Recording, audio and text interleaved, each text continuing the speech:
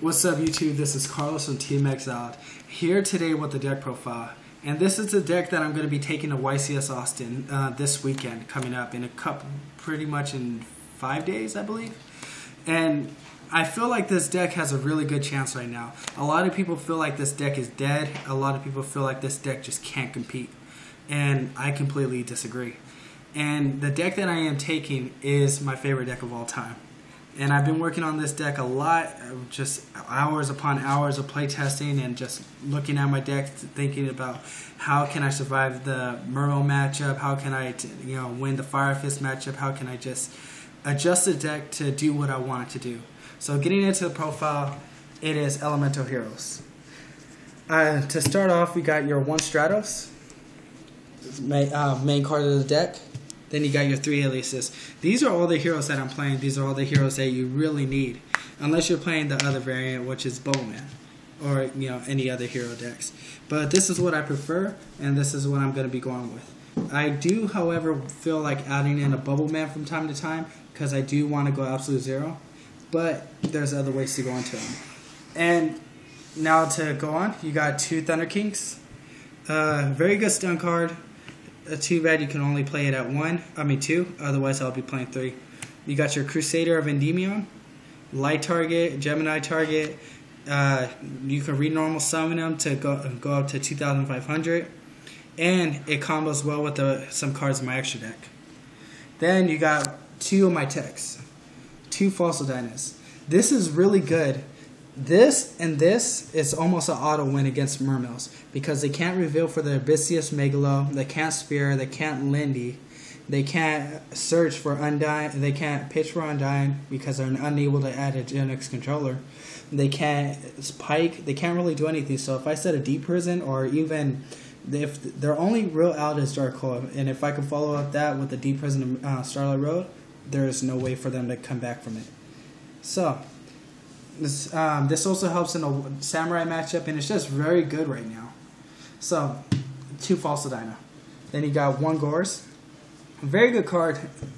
With the deck being inconsistent at times, this really helps keep your monster count, just keep your deck consistent. Because there are times where you can draw all spells, all traps, all monsters. This really helps. Then you got your 1 Honest. Very good. Very, very good in the Fire Fist matchup. They try to go damage step with that trap card, or they get their boost from Tanky or whatever. Honest takes care of it all. So those are all the monsters that I play. The changes that I'm going to be making. Oh, well, I'll go through that after. Those are all the monsters. Then you got 3 Miracle Fusions. Very good card. You need the explosiveness. Then you got 3 Gemini Sparks. I love this card. It's actually one of my favorite cards in the game. It does so much. Just being able to minus your opponent is really good because you could chain it to one of their activations and just start slowly gaining advantage. And it's your draw power. Then you got 2 Power Dualities. I really wish that this can go back up to 3. It would really help out the deck a lot. It wouldn't put them over the edge after testing, and it will do the deck really good. The most that other people would use it at is 2, so it wouldn't hurt the meta as much. It's kind of like the Thunder King thing. Then you got 2 Emergency Calls, your Searchers. Then you got your 1 Rhoda. Then you got your staples, Monster Reborn, Dark Hole, Heavy Storm, Book of Moon, and 1 Super Polymerization.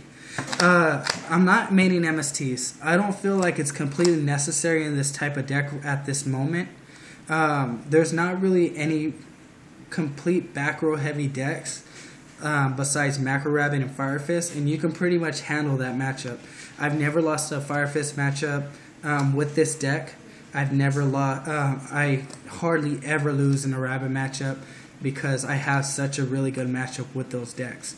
But other than that, you don't really need to be maining the MSTs. You have your Gemini Sparks, you have other cards, and you have your Stratos pop. If you use everything properly and you let the deck flow like how it should be, you don't really need the MSTs. Book of Moon.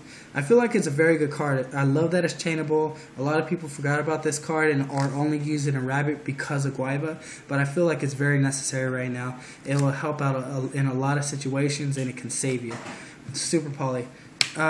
This card side blinds people game 1. It leaves them with leaves them feeling just used pretty much, because you can fuse with their materials, you can gain advantage, you can set up for Miracle Fusion plays because you want to pitch an alias. You always want to pitch an alias with this, or a Hero Blast, get your alias back, then pitch, and then or Hero Blast following after this. It's a very nice combo to do.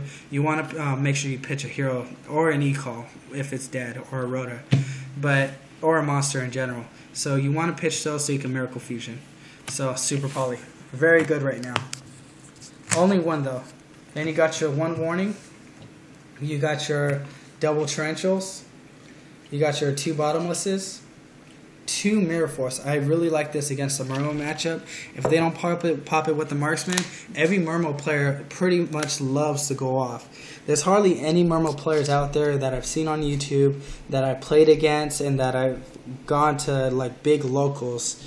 And this card really puts in work against them because they all love to go off. Now, they love that the deck can spam the field easily. So they all take advantage of that, and Mirror Force takes advantage of them. So a very good card. Very good after testing. I would not take it out unless there's something better, of course. 3-dimensional Prison. I think is very key to banish their cards. So it's really good. 1 Hero Blast. 1 Hero Blast. And I really like this card. Yes, last night I actually just took it down to 1 just to try it out for this card.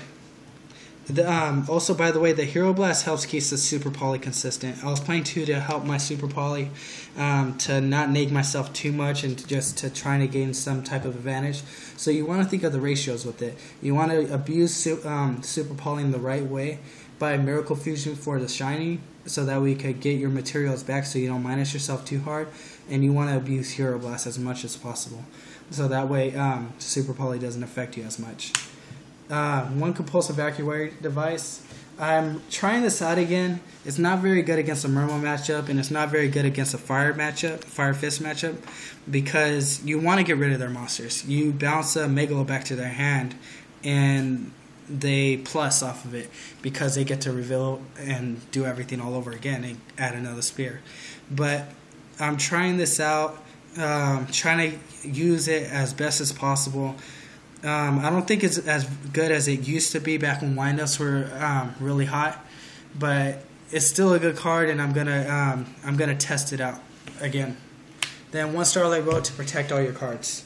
I'm probably gonna switch up the Compulsory Evacuation Device for a Solemn Judgment. I don't really like Solemn Judgment too much, but it's very good in some sense when you have the board controlled. There's only 2 changes that I will make from this deck for sure though, and that's these 2. I will be taking these 2 out for 2 Carcardees.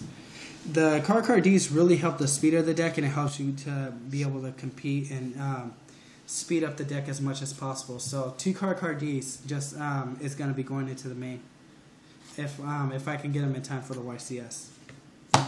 So going on to that extra deck, you got your Charmander, you got your Bulbasaur, Squirtle, Gyarados, Pidgeot, and 1 Blastoise. Sorry, not to burst your bubble, but I think you're playing the wrong card game. Oh, my bad. Those are my Gorge tokens. So you got 2 Shinings. 2 is all you need. You got your Tornado. I'm playing 2 Nova Masters right now because where my locals was, there was a lot of fire decks. But I'm probably going to change the second one to an Absolute Zero or Vision Hero Adoration. He's very good. 1 0, probably going to bump it up to 2. Escalade Out, Gaia, and those are your fusions. Exceeds. Then you got your Exceeds, 1 Blade Armor Ninja, 1 Black Ship of Corn, 1 Excalibur, 1 Starly's Paladynamo. This card is really good. This card says it takes 2 light monsters, and it's a warrior. It's light, and it's an honest target. It's 2,000 that can get over any monster out there. And so pretty much what it does is it can target your opponent's monsters, drop them down to 0 automatically, and attack over them so they lose 2,000. When he's destroyed in any type of way, then you draw a card. In any type of way, whether it be trap, monster effects, whatever. Bad battle, it doesn't matter. So you got Maestro, Abyss Dweller, and then 1 Stardust.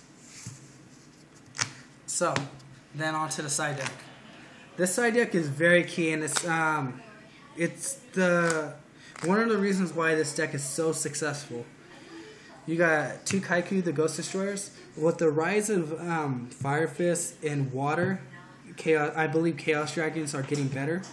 Because sure, they lost the extra tour guide target, but they are a bunch of big monsters that can spam and that can still do a lot of battle damage quick. So 2 Kaikus. It helps also with the Inzektor matchup by banishing the Hornet, banishing the Centipedes, banishing whatever else is in their graveyard, their targets. Very good card. I've been citing it forever. Then you got 3 Banisher of the Radiance. Very good card. I was citing Dimensional Fissures one day, and I felt like he MST'd it. I had another one, but he MST'd it. I felt like if I did not have that second one against the Water matchup, I would have been screwed. Now, this helps. It's a walking Macrocosmos. When it goes to the graveyard, when it gets destroyed, it goes to the graveyard. It doesn't get banished, so you can still use it for Miracle Fusion. It's 1,600. You use it against the Water matchup, they have hardly any out other than ramming into Pike, because they can't reveal for the big monsters. You protect it with the Deep Prison or whatever, which is likely to happen. You win the game automatically. So, then you got 2 Snowman Eaters for the Fire Fist and Macro Rabbit Samurai matchup. Actually a very good card against Fire Fist because you can kill them in damage step and their effects won't trigger. And then also you can go absolute 0, which is also a big deal for that deck. 2 Skill Drain, Fire Fist, whatever, every other deck that uses effects. 3-Dimensional Fissure, a lot of removal.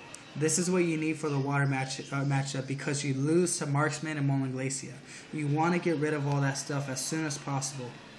Then you got 2 MSTs. If you're not maining it, you have to side it.